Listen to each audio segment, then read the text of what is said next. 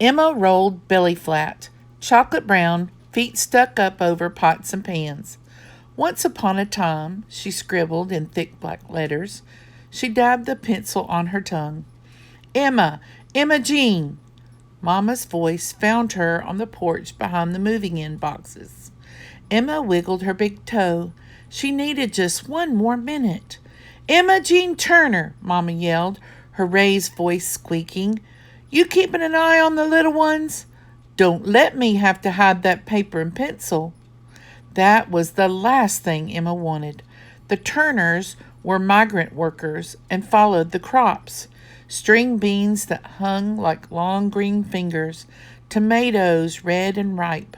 Money was scarce, scarcer than hen's teeth, Daddy said. That meant no extras, no store-bought books. Emma had to make her own. She needed her paper and pencil. I know where they are, Emma called before Mama could make good her warning.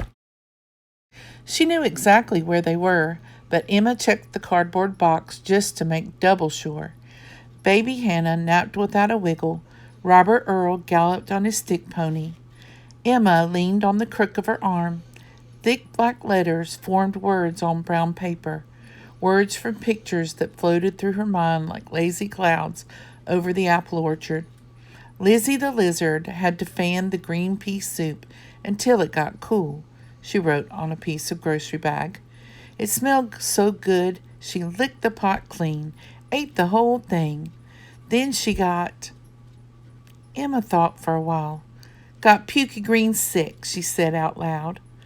Robert Earl rode by on his stick pony. I like your stories, he laughed. They sound yucky. Emma smiled. She liked them too. She'd keep them always, forever. Emma fastened the brown pages with safety pins. One day she'd have a regular book, the store-bought kind.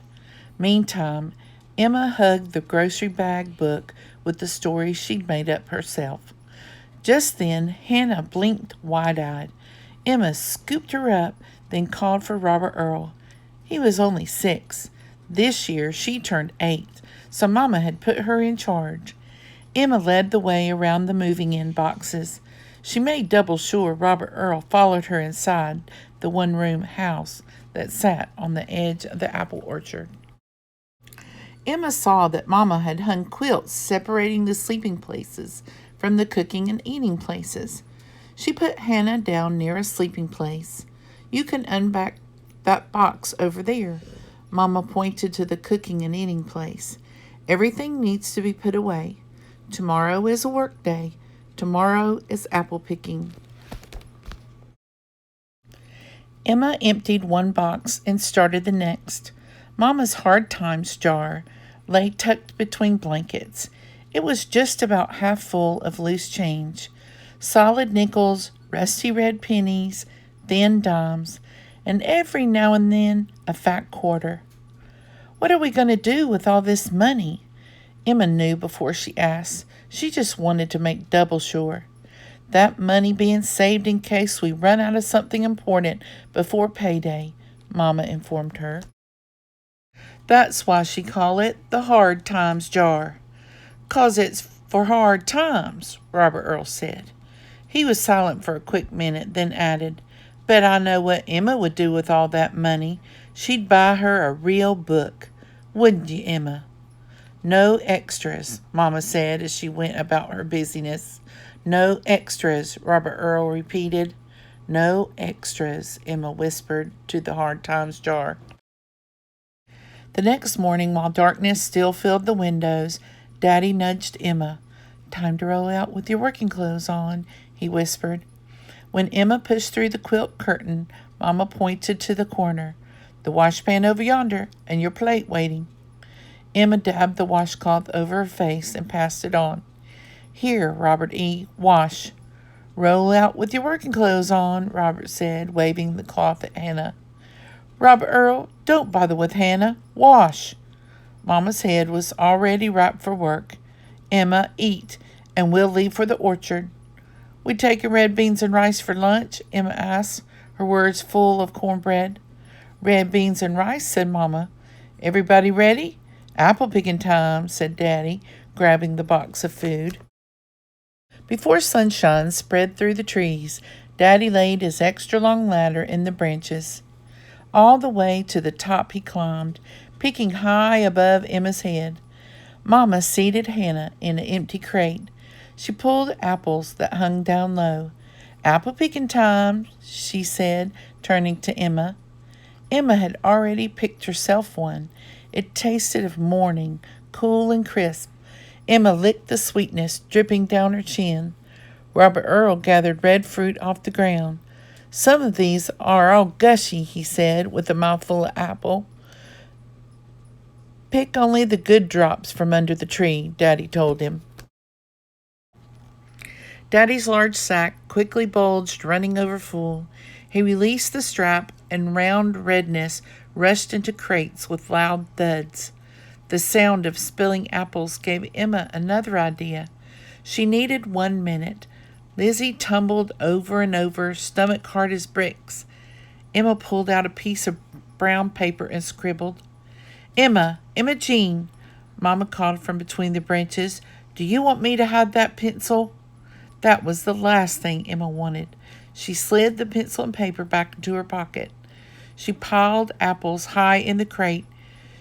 She'd worked plenty to add money to the Hard Times jar. That way, there'd be some left for extras. That way, she'd get a store-bought book. Sometime after the sun climbed over the tip of Daddy's ladder, Mama passed red beans and rice. Emma set her tin plate down and scribbled. All the other lizards around Lizzie, they got pukey green sick too. She wrote in between mouthfuls, and that's why lizards are green instead of brown. Emma dabbed the pencil on her tongue. The end, she finished. Emma turned the paper over. She'd planned on making up another story right then, but Daddy called that it was time for work again. One evening, when the trees in the orchard grew thin shadows, Mama sat Emma down.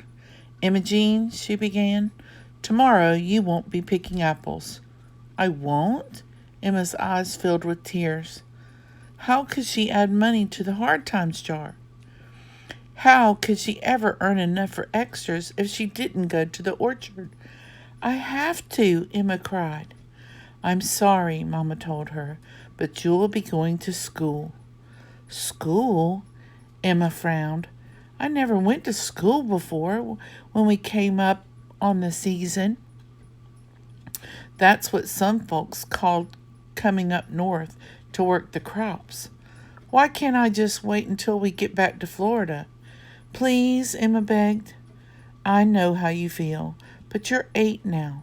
You shouldn't be missing any school, Mama said, hugging Emma's shoulders. The very next morning, Emma stood at the end of the dirt road. Her stomach felt all squiggly. You'll be fine, Mama told her as the bus drove up. But she didn't feel fine.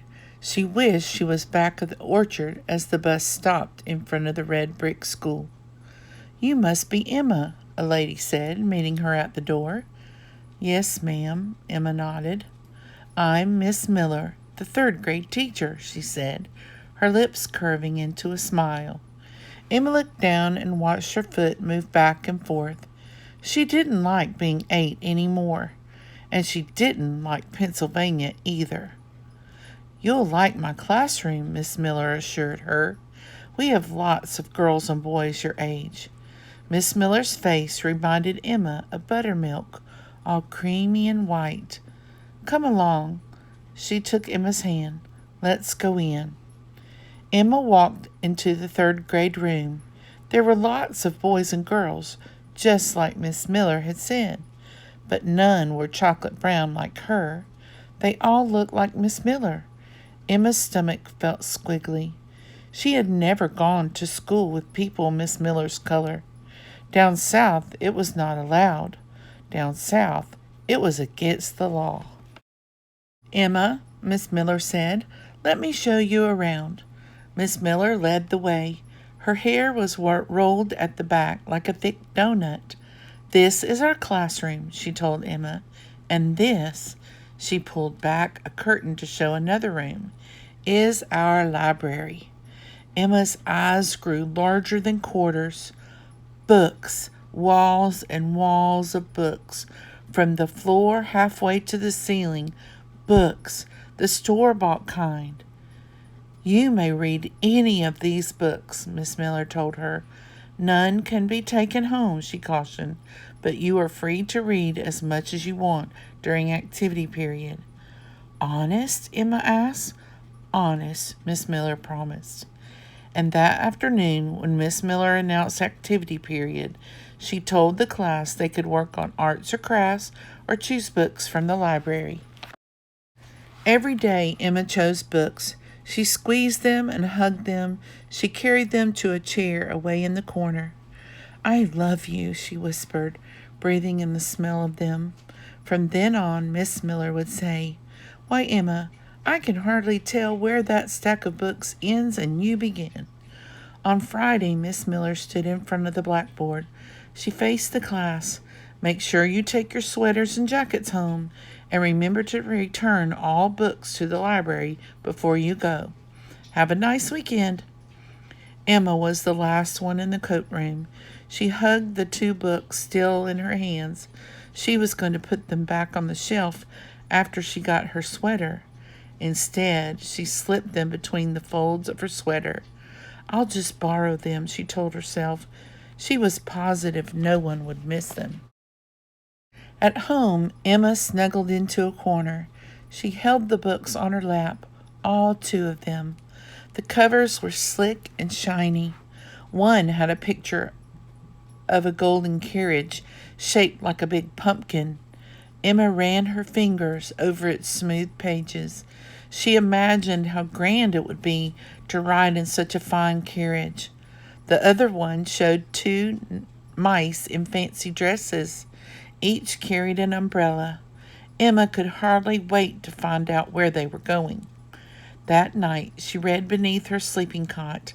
Her fingers followed every word. Letters stretched across the page like blackbirds seated neatly in a row. On Sunday, Mama pulled 2 books from under Emma's cot. Emma Jean, what are these books doing here? I thought they were not supposed to leave the school. Emma watched her foot move back and forth.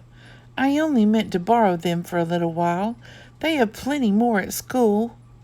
Emma let out a long sigh. I don't have any store-bought books. It makes no difference, Mama said. These books don't belong to you. Mama turned Emma's face to hers. What must you do? Put them back on the shelf, Emma said softly. And you must tell Miss Miller what you've done. Emma had those squiggles again. This time they made her heart leap right up to the edge of her skin. Do I have to? Yes, you do, Mama said. Monday morning, Emma missed recess. She stood in front of Miss Miller's desk. Her stomach had the squiggles. I took these books home from the library. Emma looked down at the floor. I'm sorry, she said. I didn't mean to cause any trouble. Honest. Of course you didn't, Miss Miller said, smiling, and I know you'll never take them again. Never, ever, Emma promised. That evening, Mama sat Emma down. I'm proud of you for owning up to what you did, she said. That must have been hard. The hardest, Emma told her. Mama unscrewed the Hard Times jar and placed 6 shiny quarters in Emma's hand. From the Hard Times jar? Emma asked. That's what the Hard Times jar is for. For hard times, Mama said. Robert Earl smiled. Bet I know what Emma's going to do with all that money. Emma squeezed the quarters. She knew, and they would be the store-bought kind.